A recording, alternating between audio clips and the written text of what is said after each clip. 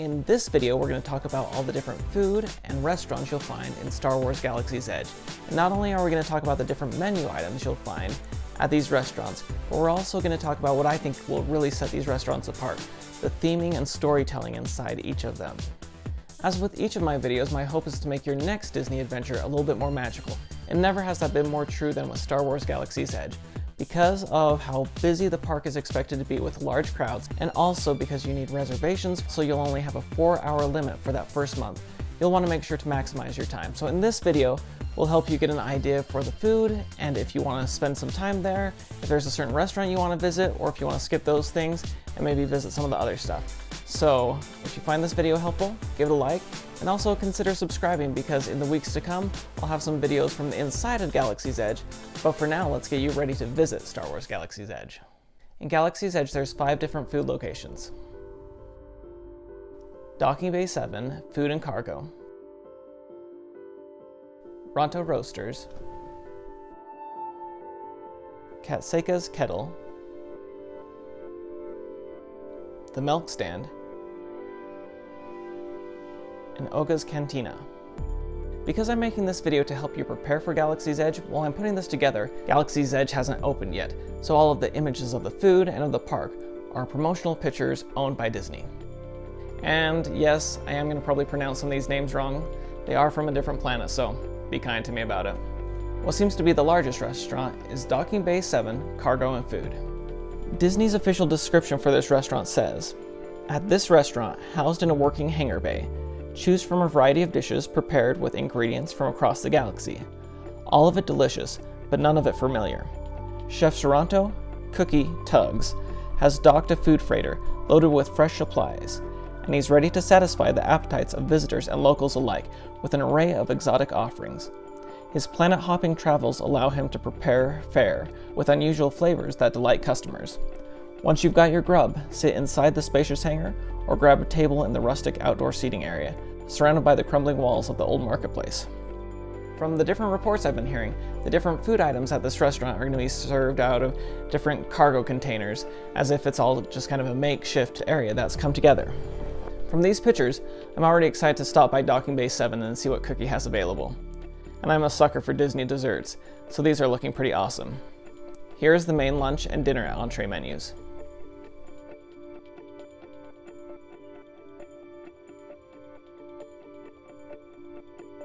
In addition to the entrees and drinks they will have available at lunch and dinner, they also have select entrees just available at lunch or just at dinner.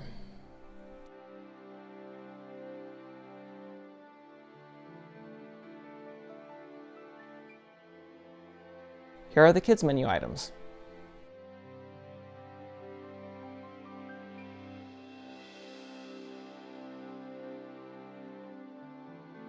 And while it isn't a huge breakfast menu, this seems like the best place to grab breakfast in Galaxy's Edge.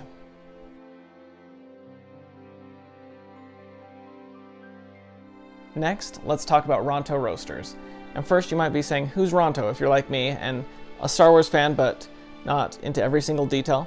Well, Ronto's not a person, it's a giant 4-legged beast, and sometimes you'll see it on like Tatooine and stuff like that, so it's not a friend you talk to, it's actually the meat they're cooking in there. Disney's official description says, "As you wander the marketplace, follow the intoxicating scent of grilled meat wafting through the air. Ronto Roasters is a favorite stop for crews prepping for their next mission. Inside, spot the hanging pod racer engine heating up a spit of meats. A pitmaster droid turns the mechanical spit, grilling a large side of Ronto, a massive beast native to the planet Tatooine."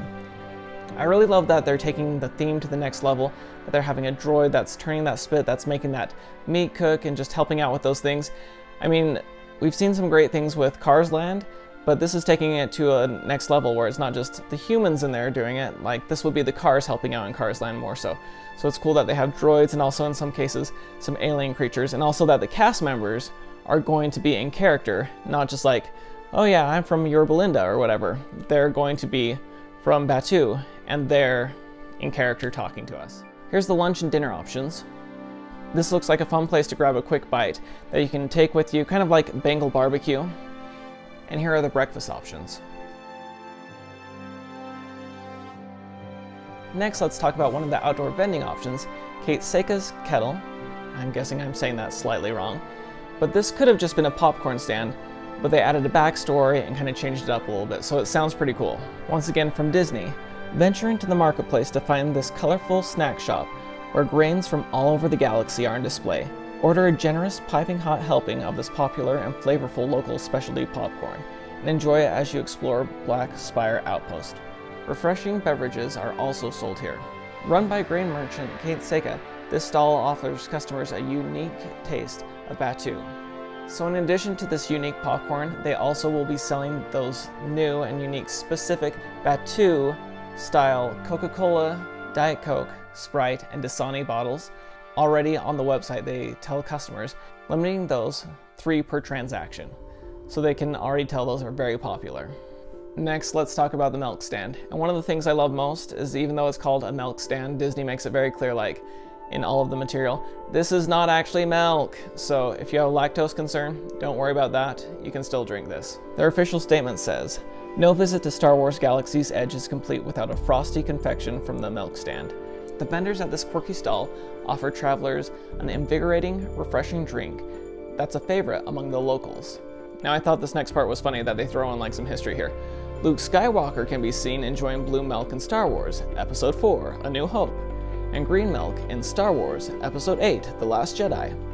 Thirsty visitors can now try both these exotic galactic delicacies for themselves as they live their own Star Wars adventure. And some people are a little shocked because the price for this currently is $7.99, so $8. But to me, it's like going to buy a smoothie at Disneyland, so I can see paying the $8 for this. Basically, with all of these, I'm so intrigued by this, and they look different and unique and something fun and new to try, that it's gonna be one of those things where just take my money, here's the credit card, just like take it at the door, I'm ready. Just like, I'm going for it. And then from multiple sources, what I'm hearing is one of the most popular things in the previews has been Oguz Cantina. And it has been having an hour, hour and a half, 2-hour long lines where they actually have to shut it down. So even though you have 4 hours to visit it, if you're not in line in the first little bit, sometimes people aren't getting a chance to see it because they only let you stay in there for 45 minutes, but the line gets so long, there's just not room for everyone to see it.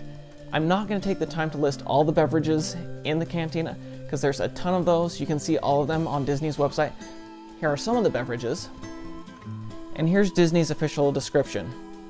Welcome to the local cantina, where bounty hunters, smugglers, rogue traders, and weary travelers of all ages come together to refuel, enjoy music, and conduct meetings, no questions asked.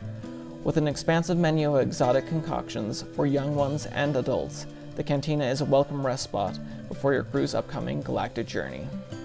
As you plan your next smuggler's run, please enjoy some bold music, entertainment courtesy of droid DJ R3X, a former Starspeed 3000 pilot. The cantina adheres to proprietor Ogagara's strict code of conduct, but patrons can be unpredictable, so just keep your head down and drink casually.